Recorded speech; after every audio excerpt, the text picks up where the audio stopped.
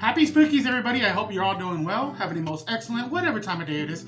And if you're new to the channel, please be sure to hit subscribe. It would mean a lot if you join us here in my horror corner while we ramble on. And really quick, I just want to say thank you so much to Christina and Troy who have donated towards the Horror Pack Unboxing Fund. So this is a pre-recorded video, but I wanted to hop in here while I was editing and just say thank you so much to Troy and Christina for donating, as well as John, who is a good buddy of mine over on Twitter. Just an awesome person all around. But man, thanks to this dude right here, we're gonna have like 6+ months of freaking Horror Pack unboxing. So thank you so much. I immensely appreciate it, dude. And to those who have already helped out, you have no idea how much that means. It was unbelievable. So just again, thank you so much. If you want to go ahead and continue this party train going for more months to come, I'll go ahead and leave a link. But we are already at such a good goal that it's not even that big of a deal. But anyways, back to the video. Fabulous. But other than that, thank you. I freaking appreciate it. And trust me, when we get to those videos, I barely made the deadline yesterday. I believe it was yesterday. Yeah. I barely made the deadline for the horror pack for the end of this month. That's crazy. So thank you again. We're going to have one at the end of the month. I'm going to make sure to make it a fun video. But anyways, let's get to the review. Okay, that's enough. Okay, these are okay, I don't even know where to start with these two movies because first of all, they're complete opposites of one another, completely different films. This one's in the North Pole, one's in the South Pole. That's how opposite they are, okay? So first we're going to talk about Brian De Palma's Dressed to Kill. Came out in 1980. Now, I'm more familiar with some of his movies than I was with the name and basically I just found out that when I looked up last night, he was the one that directed Carrie. I had no idea. Scarface, Carlito's Way. Are you kidding me? The Untouchables. I've seen that a few times. Maybe 2 times when I was younger. That was a really cool movie. I think they had Kevin Costner in it. Andy Garcia. I don't remember. It was a cool movie though. And when I made the post about watching Dressed to Kill, I had a couple people recommend me some Brian De Palma films.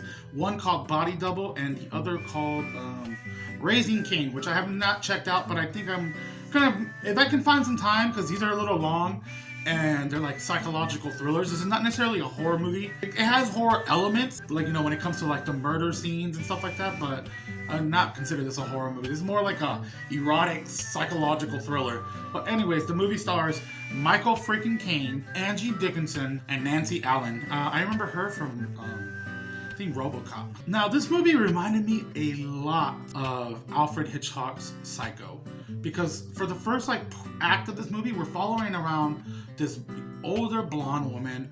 She's not satisfied with her life. She's not satisfied with her love life, her marriage.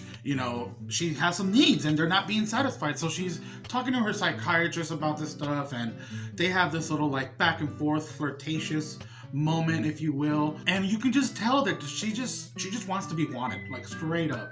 So she's going through a lot of stuff. She goes to an art museum. I loved this whole entire sequence in the art museum because there is no dialogue at all. There's so much said without any words being said, because she's there and she's watching the painting. She's just writing stuff down. I think it's a grocery list, and some dude just comes sit next to her, and it ends up being this cat and mouse flirtatious game. She looks at him, then he looks at her, but she looks away.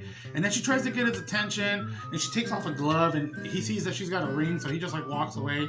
And then it just, like I said, it goes back and forth. She starts trying to look for him and get his attention. And then he starts walking, she ends up dropping the glove, and he picks it up. And he he does some really creep shit. He puts her hand on her, and she freaks the hell out. Then she realizes, oh shit. She has this little flashback, which I enjoyed a lot in this movie, where she remembers something, and you see it in the image right next to her. It's just a little flashback, but it's not the entire screen. It's so nice. But she realizes, oh, he had my glove on. He was probably just trying to give it back. And again, there's this back and forth until they finally, he's in a cab. She's about to give up, and she throws the other glove away. And she sees him with the glove or whatever, and she goes into the cab and she's about to say something, and he basically pulls her in, and they just start making out. And nothing is really said this entire time. It is so, I don't know, hypnotic. This entire movie is just hypnotic. It's the best way. I guess people have said this about Brian De Palma films, how there's a certain look to them, and I remember when I was watching this, I'm look, this whole way this is filmed reminds me of Carrie. There's scenes in this that remind me of freaking like Scarface and stuff like that, because I've only seen a few of his movies. I haven't seen all of them. But yeah, she ends up getting in this cab, and she knows this is taboo, but she can just not resist that just urge of just wanting to be wanted. So anyways, we follow this chick. They end up hooking up. They go to their room, and she's about to dip out on him. And this is a crazy part. Like, this comes out of nowhere, but she's like leaving a note, and she just starts snooping in his desk and sees like medical papers that he's contracted a freaking VD. And she's like flipping out, so she leaves. And while she's waiting for the elevator, you see some lady come out, like just some blonde lady in like a dark coat or whatever. And you know something's about to freaking happen. And this lady ends up killing our main actress within like the first 20 minutes. And this is what I'm talking about with Psycho. Like they said, with Psycho, with if you haven't watched it, spoiler, but Janet Leigh dies in like the first 20, like whatever, the first act of the movie, and then it, like you're following this whole other storyline. And this is essentially what happens here. We were invested with this lady, and you do invest with this lady. Like, I was watching this and I was like, damn, this is crazy. Like, I feel for this lady. This is nuts. And she just gets killed. It's so fucked up. We have our other main actress, main lead, I guess, our second main lead, however you want to say it, Nancy Allen's character. She's like a, lady of the night, and she's like, she's leaving with her, the client or whatever, and the door opens up for the elevator, and the guy just dips away as soon as he sees it. But then she's like about to grab the elevator door, and she sees through the mirror because of the blade like shines through the light that there's like somebody right there with a knife. So she ends up dipping. It's crazy, and then it becomes her being stalked by this like really odd lady in like a black coat. And again, with the Hitchcock thing, you have like this angel of death. I really enjoyed that aspect of it. It was just great homage to it, in my opinion. But I'm not gonna spoil anything because I went in blind, and that's the best thing I can recommend, because I was just blown away by the ending. I was like, what? Absolutely hypnotic, and just all those words that like describe that. It just fucked with me in a weird way, but I loved it. I absolutely loved it, and I highly recommend checking it out if you ever can.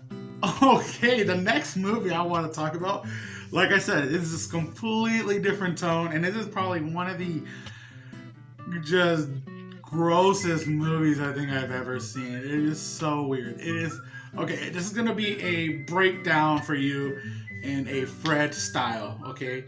The movie starts off with what appears to be a spaceship. If I can call, I have like no notes down besides who's in it, who directed it. By the way, it came out in 1982, directed by Harvey Bromley. I can't even read my own freaking handwriting, so I'm sorry, okay? Harry Bromley something, I'm sorry. It stars Philip Sawyer, Mariam Dabo. Anyways, it opens up with a father and son out like in a cottage in the front yard, and they're playing when all of a sudden, it's daytime, and all of a sudden it just like completely goes to black. And there's like a UFO, and the dad ends up getting abducted. So 3 years later, a UFO comes to Earth, and it looks like it like plants something on the ground, if I can recall correctly. And then all of a sudden, this like fucking nasty, weird, like four-legged alien-looking creature comes out of the mud. Okay, this is 3 years later, and by this time, the wife has moved on. In her mind, she's like, this dude just freaking, the husband just up and left. He didn't want to deal with any of this. He freaking left me. So she's got like a new boyfriend. And this creature comes out of the ground and gets hit by a car. It makes, after, you think it's dead, but it's not. And it makes its way to like another little cottage where it attacks and impregnates a lady. Now it gets insanely bizarre. All I could think about when I was watching this next scene was Ace Ventura: When Nature Calls.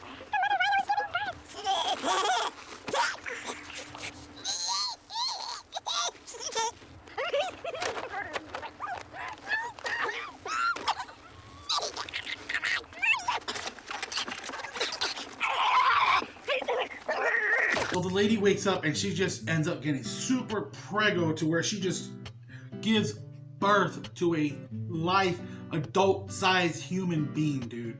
Like, straight up. And you know what? It's the freaking father from the beginning of the movie who got abducted. What? What is this movie? And then he comes back, right? And like, I think he has some recollection of it, But he ends up like finding his kid and the wife again, and they're just like, "What the fuck is going on? Where the hell have you been?" You know, he doesn't. He says he doesn't recall a single freaking thing. But man, shit just gets really weird right off the bat. So the kid has like this pet snake with some eggs waiting to be hatched, and at one point the dad is caught by the kid just cracking the eggs and like slurping them down. So the kid freaks out, you know, and you know, with good reason. What the fuck?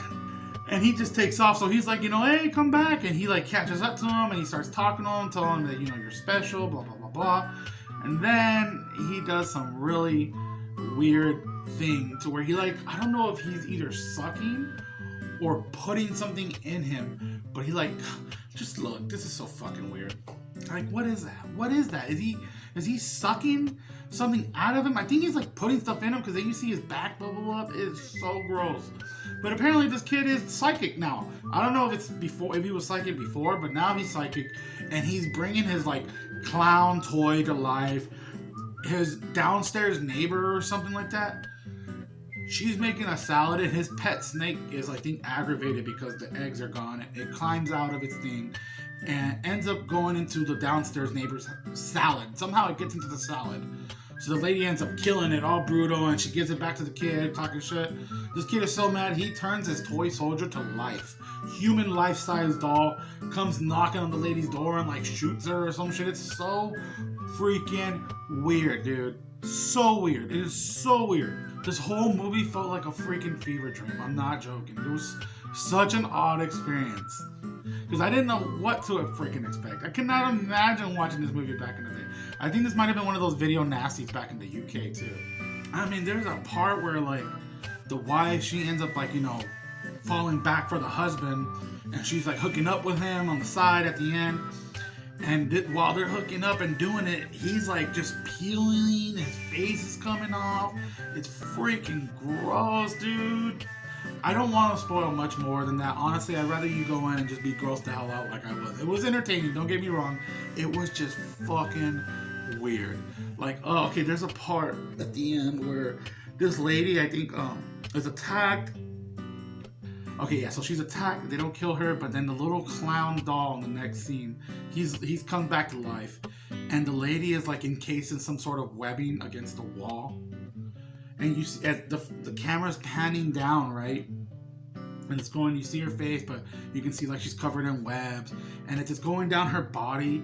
Her body just starts to not look like human-like anymore, and by the time it gets to where her legs should be, there is just like this skin-like tube, and this egg comes out of it, okay? And the little clown doll that's alive now, that's like a life-size real thing, he takes the eggs and he's putting them in the refrigerator that's flipped on its, with the door lifted up, and inside there's like mud, and he's like stacking the eggs all in there.